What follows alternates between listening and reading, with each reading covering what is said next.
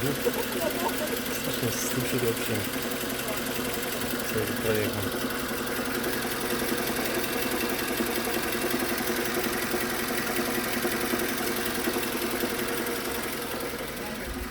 Слышно из-под капота.